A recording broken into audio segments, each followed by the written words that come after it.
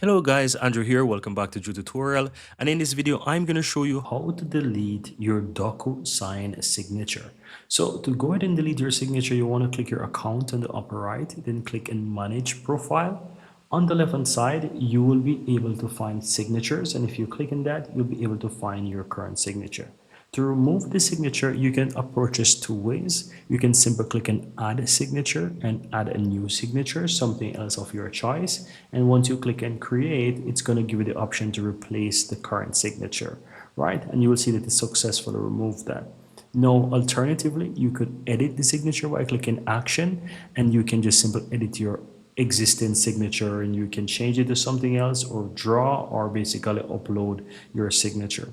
Alternatively, if you simply want to just delete it, just click on action and here you have delete. You click on delete, then click on delete again. And that's how you delete your DocuSign signatures. So that's pretty much it, guys. Very easy and very simple.